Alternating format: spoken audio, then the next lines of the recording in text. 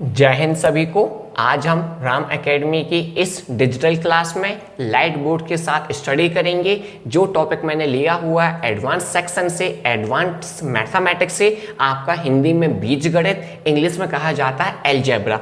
Algebra एक ऐसा topic है, एक ऐसा चैप्टर है जो मोस्ट ऑफ द एग्जाम्स में पूछा जाता है, चाहे आपका एसएससी एग्जाम हो, चाहे आपका रेलवे हो, चाहे आपके व्यापम के एग्जाम हो। तो इस चैप्टर की स्टडी हम बहुत ही बेसिक पॉइंट से स्टार्ट करेंगे। मैं आपको बहुत ही बेसिक कॉन्सेप्ट बताऊंगा, देन हम इस पे फोकस करेंगे सम को, और उन सम को मैं फॉर्मूला के अलावा आपको एक शॉर्ट ट्रिक से भी सॉल्व कराऊंगा।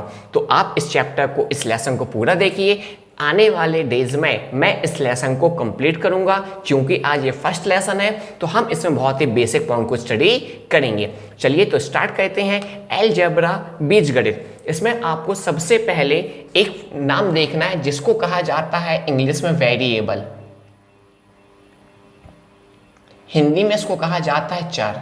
इसका मतलब होता है ऐसे क्वांटिटी, ऐसा ऑब्जेक्ट जिसका मान, जिसकी वैल्यू चेंज होती जाए, जो अपने मान को बदलता जाएगा, उसे हम कहेंगे वेरिएबल। हिंदी में क्या कहा जाता है? चर। दूसरा होता है जिसको कहा जाता है कांस्टेंट, इसको हिंदी में हम कहते हैं अचर।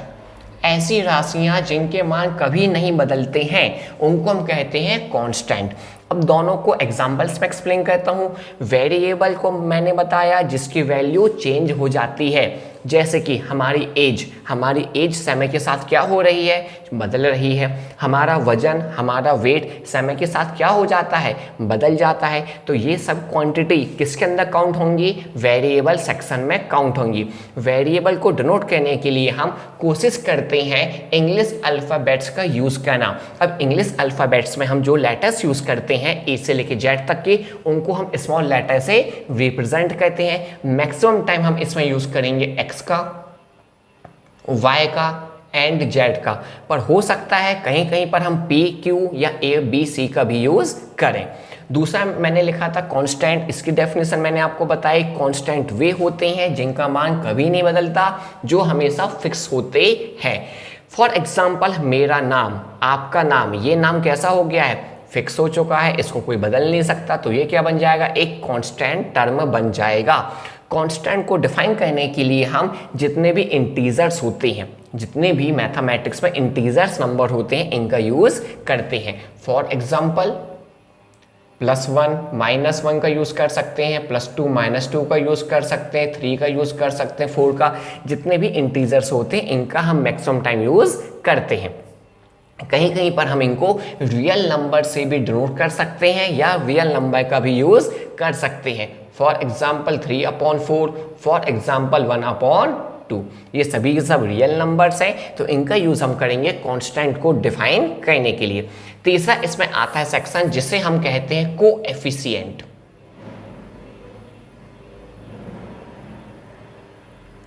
कोएफिशिएंट को हिंदी में कहा जाता है गुणांक।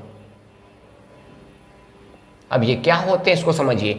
जिन नंबर्स का मल्टीप्लाई हम वेरिएबल के साथ करते हैं उन नंबर को हम कहते हैं कोएफिशिएंट, हिंदी में गुणांक। फॉर एग्जांपल मैंने कहीं पर लिख दिया है 4x, इट मींस x यहां पे क्या है बेटा? वेरिएबल है, और 4 इस वेरिएबल का क्या कहा जाएगा? कोएफिशिएंट कहा जाएगा। क्लियर है? कहीं पे लिख दिया है मैंने 5/2 multiply y, it means y यहाँ पे क्या है? वेरिएबल है, और 5/2 उसका क्या है? कोएफिशिएंट है। तो आई होप आपको ये 3 टर्म समझ में आ गए। पहला हमने समझा वेरिएबल शब्द का मतलब, फिर हमने समझा कांस्टेंट, और देन हमने क्या समझा है? कोएफिशिएंट को समझा है। इन सभी को जब हम कंबाइन करते हैं, इन सभी को हम एक स्टेटमेंट में लिखते हैं, तो उसे हम कहते हैं अलजेब्रिक एक्सप्रेशन। उसे हम क्या कहते हैं? Algebraic expression. हिंदी में हम कहते हैं उसे बीजीय व्यंजक। For example 5x + 6। अब आप यहां पर देखिए, यहां पर मैंने x क्या लिया हुआ है? वेरिएबल। यहां पे 6 क्या है हमारे पास? कांस्टेंट। और 5 क्या है? वेरिएबल के साथ मल्टीप्लाई हो रहा है, तो इसको हम क्या कहेंगे? कोएफिशिएंट। और इस पूरे कंबाइंड को क्या कहा जाएगा? This is a algebraic expression. This is a algebraic expression, क्योंकि इस एक्सप्रेशन में हमने वेरिएबल, कोएफिशिएंट और कांस्टेंट का यूज किया हुआ है। इतना क्लियर है? इतना सबको क्लियर है? अब इतना क्लियर है तो आप इसके आगे जाइए और आगे हमको सीखना होगा, यदि इस एक्सप्रेशन के इक्वल्स में हमने जीरो ले लिया, इस एक्सप्रेशन के इक्वल्स में हमने क्या ले लिया? जीरो। इट मीन्स, तो अब हम इसको कहेंगे this is a equation. This is a equation. चूंकि यहां पे हमने इक्वल्स टू जीरो नहीं लिया, मतलब कि यहां पे LHS RHS का टर्म नहीं था। चूंकि यहां पे LHS RHS का टर्म आ गया, बीच में साइन इक्वल का लग गया, तो अब ये बन जाएगा अलजेब्रिक एक्सप्रेशन नहीं, it is called equation. It is called equation. Hindi में यह बन जाएगा एक समीकरण है। क्लियर हो गया? आगे बढ़ते हैं। आगे बढ़ने के लिए आपको देखना होगा, चूंकि यहां पर सिंगल वेरिएबल यूज हो रहा है, इस पूरे में इक्वेशन में एक ही वेरिएबल यूज हो रहा है, तो इसको कहा जाएगा this is a equation in one variable. This is a equation in one variable. यदि मैंने ऐसा लिख दिया होता,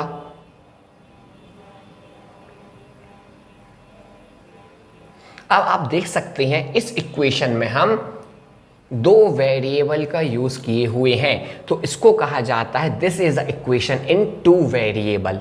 इतना क्लियर है? अब आगे आप देखिए, चूंकि यहां पे वेरिएबल की पावर 1 है, यहां पर भी 1 है और यहां पर भी कुछ नहीं लिखा, मतलब क्या पावर है? 1 है। अब 1 की पावर है तो इसको हम कहेंगे this is a linear equation in one variable. This is a linear equation in one variable. चूंकि यहां पे वेरिएबल की पावर 1 है, तो 1 की पावर हो जाए किसमें? वेरिएबल में, तो इसको हम नाम क्या देते हैं? लीनियर। हिंदी में इसको कहा जाता है रेखीय। हिंदी में क्या कहा जाएगा? रेखीय समीकरण। इंग्लिश में क्या कहा जाएगा? Linear equation. अब तो ये लीनियर इक्वेशन है सिंगल वेरिएबल में, ये लीनियर इक्वेशन है टू वेरिएबल में। इतना सभी को क्लियर है? यदि इतना क्लियर है तो आप इसके आगे का कॉन्सेप्ट समझिए। आगे कॉन्सेप्ट आपको समझने के लिए याद रखना है, यदि मैंने वेरिएबल की पावर 1 से बढ़ाकर 2 कर दी, मैंने वेरिएबल की पावर क्या कर दी? 1 से बढ़ाकर 2 कर दी, तो उसको हम कहेंगे, दो नाम देंगे। हिंदी में बोला जाएगा द्वितीय घातीय समीकरण, या कहा जाएगा वर्गीय समीकरण। इंग्लिश में क्वाड्रेटिक इक्वेशन। देखिए जैसे ये लिखा है एक्स स्क्वायर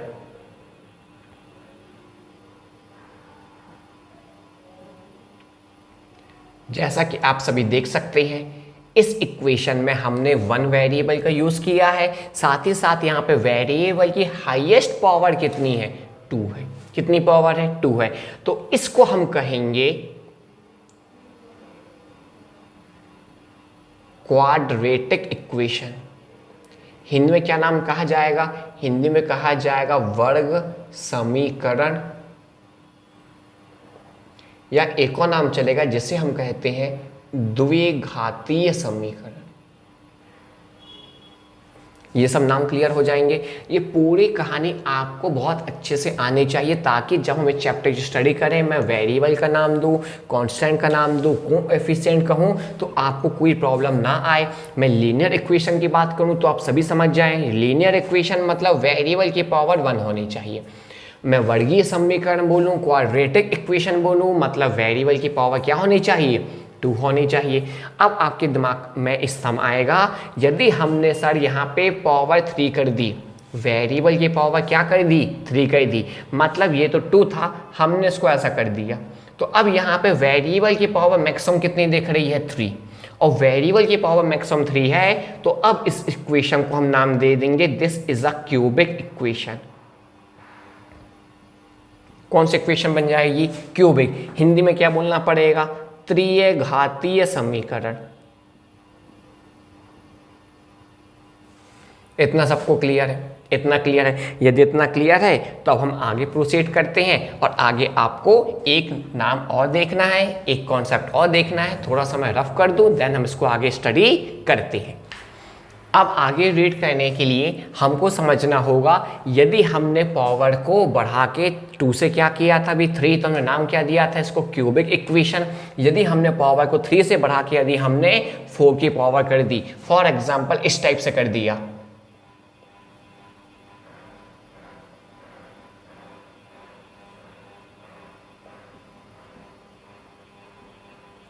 अब इसको हम कहेंगे this is a power 4 equation, और इस पावर 4 इक्वेशन को हम कहते हैं बाई क्वाड्रेटिक।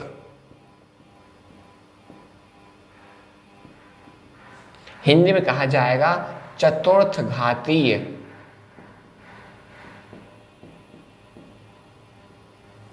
इतना सबको क्लियर है? यदि आपको इतना क्लियर है बेटा, तो अब हमको समझना होगा कि ये जो हमने अभी तक पढ़ा हुआ है,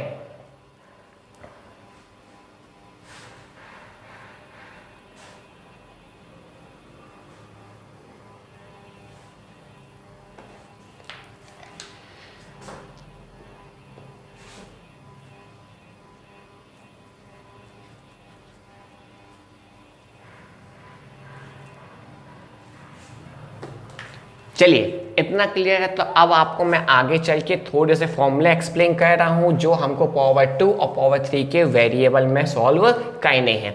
तो मैंने एक फॉर्मूला लिखा हुआ है a प्लस बी का होल स्क्वायर, और आप सभी जानते हैं इसका फॉर्मूला होता है a square plus b square plus 2ab होता है फॉर्मूला, सबने याद किया है। पर हमको इस टर्म की यदि वैल्यू फाइंड करनी है तो हम क्या करेंगे, इसका ट्रांसफर कर देंगे इस दिशा में, तो क्या हो जाएगा a प्लस बी का whole square minus 2ab equals to क्या बचेगा हमारे पास, a square plus b square.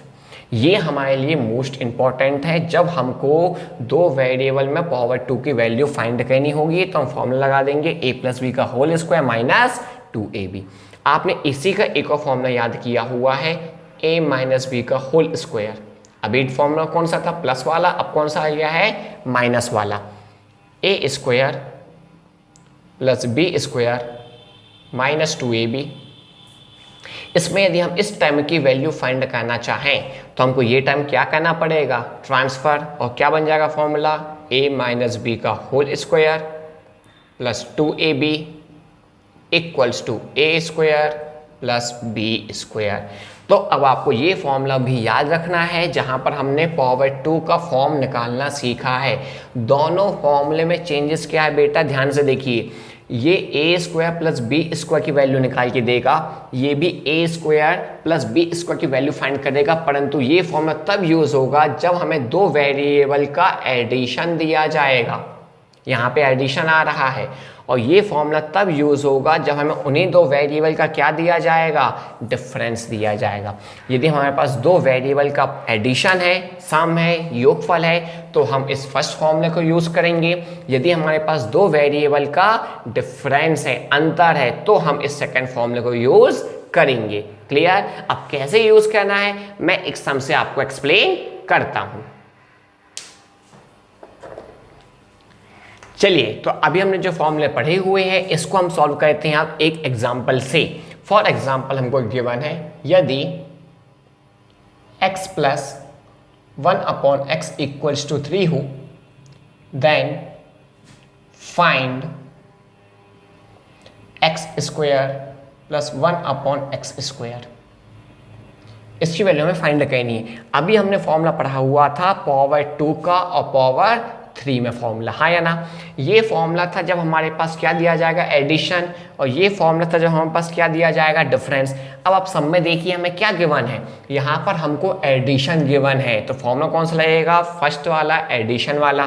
Note down कर दीजिए, ये बन गया a square plus b square, ये बन गया हमारे पास a square plus b square. क्या फॉर्मूला पढ़ा था हमने, a प्लस बी का whole square minus 2 into a into b. ये देख ली, वही फॉर्मूला लिखा है ना मैंने, ये लिखा है फॉर्मूला, जो आपके बाजू में लिखा हुआ है मैंने, a प्लस बी का whole square minus 2ab equal to a square plus b square. इसको अरेंज कर दिया मैंने, यहाँ पे a की वैल्यू हमने ले ली x और b की वैल्यू कितनी ले ली है, 1/x। वैल्यू पुट कर दी। अब मैं वैल्यू सब्स्टिट्यूट कर दूंगा, तो x प्लस 1/x कितना वन है 3 स्क्वायर, x से x कैंसिल, 2 वन जा क्या हो जाएगा 2, 3 का स्क्वायर कितना हो जाएगा 9 माइनस 2, आंसर कितना आ जाएगा आप सभी के पास 7। ये लीजिए कितने सिंपल तरीके से हमने इसको सॉल्व किया हुआ है। तो आपको समझ में आया होगा, हमने जो बेसिक फॉर्मूले पढ़े हुए हैं अभी इस लेसन में, ये बहुत ही बेसिक से स्टार्ट किया है। आप इन सभी टर्म को, इन सभी फॉर्मूले को बहुत अच्छे से समझिए। नेक्स्ट लेसन में हम इसके आगे की स्टडी करेंगे। मैं आपको एग्जाम में फॉर्मूला भी यूज ना हो, क्या ट्रिक होनी चाहिए ये भी आपको बता के जाऊंगा। तो हम मिलेंगे नेक्स्ट लेसन में, तब तक के लिए जय हिंद ऑल ऑफ यू।